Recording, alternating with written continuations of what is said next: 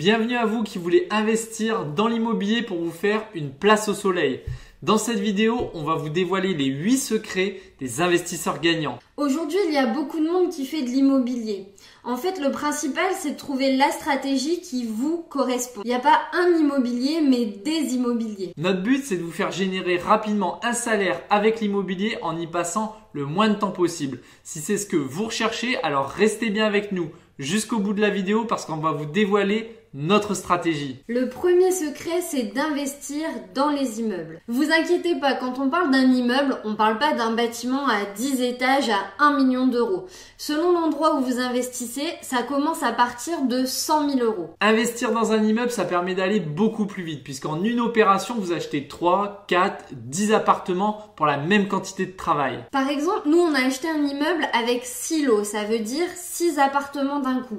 On est passé une fois devant le notaire, une fois à la banque et boum, 6 loyers d'un coup. Deuxième secret, le rapport travail-bénéfice est plus élevé que dans toutes les autres formes d'immobilier. Si vous vous intéressez un peu à l'investissement, on parle souvent de la location saisonnière qui a des forts rendements. C'est vrai, mais ce que les gens ont tendance à oublier, c'est la quantité de travail que la location saisonnière demande. Il faut gérer les réservations, faire les remises de clés tard le soir, faire le ménage plusieurs fois par semaine. Mais bon, les adeptes vous diront, il suffit de déléguer. Sauf que si vous déléguez, là c'est votre rentabilité qui en prend un coup. C'est mathématique. Les gens restent en moyenne 4 ans dans un appartement et 3 jours dans une location saisonnière. Ça veut dire 480 fois plus de remises de clés. Vous savez, moi je suis ingénieur et je suis très sensible à la notion d'optimisation. Je cherche toujours à maximiser mes résultats tout en minimisant mes efforts. Certains pourront dire que je suis feignant, moi je dirais plus feignant intelligent. Troisième secret, les rentabilités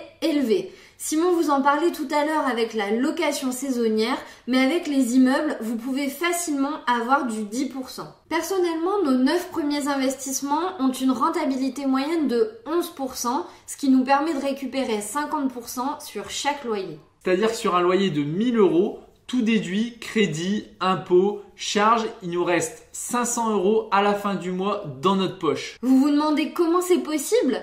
En fait, quand vous achetez un immeuble, vous êtes comme un grossiste. Vous avez une réduction sur le prix au mètre carré parce que vous achetez des surfaces plus grandes. Quatrième secret, vous remboursez plus facilement votre crédit et vous prenez moins de risques. Imaginez que vous avez un immeuble avec 3 studios que vous louez 300 euros par appartement. Un locataire souhaite partir, et ben c'est pas grave puisqu'il en reste 2 qui vont payer votre crédit. C'est ce qu'on appelle mutualiser le risque. Donc acheter un immeuble, c'est moins risqué que d'acheter un simple appartement. Secret numéro 5, le banquier vous dit oui plus facilement. Ça peut paraître bizarre, mais en fait c'est logique puisque quand vous achetez un immeuble, souvent il est déjà loué, donc vous connaissez la rentabilité à l'avance. Et ça rassure énormément le banquier. Le banquier se dit que c'est du concret. Vous n'avez pas gonflé les loyers pour lui vendre du rêve et obtenir le crédit. En plus, le fait que les immeubles soient vendus occupés, automatiquement il y a une décote sur le prix d'achat. Ça s'explique parce que, en théorie, vous pouvez pas faire ce que vous voulez du bien et vous héritez des locataires.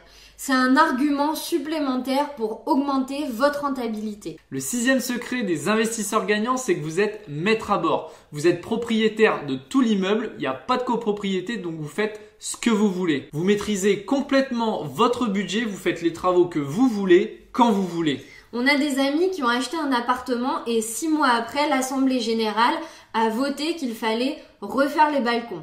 8 000 euros, c'est le prix de leur balcon en or massif. Ça, ils l'avaient pas prévu au budget. Si vous investissez dans les immeubles, ce genre de situation, ça vous arrivera jamais. Ce qui nous amène au 7e secret. Réduisez les coûts. S'il n'y a pas de copropriété, il n'y a pas de charge de copropriété ou elles sont très faibles. Et vous savez à quoi elles correspondent puisque c'est vous qui les fixez. Le dernier secret, et pas des moindres, c'est qu'investir dans les immeubles, c'est la mine d'or. C'est une niche encore méconnue où il y a de belles opportunités à saisir. C'est comme les parkings il y a 5 ans ou la location courte durée plus récemment avec Airbnb. Les gens ont des idées reçues, des croyances, ils pensent qu'il faut beaucoup d'argent ou qu'il faut être expert, mais c'est faux. La vérité, c'est qu'on peut trouver des petits immeubles à partir de 100 000 euros qui ont des rentabilités à 2 chiffres sans chercher pendant 6 mois la perle rare.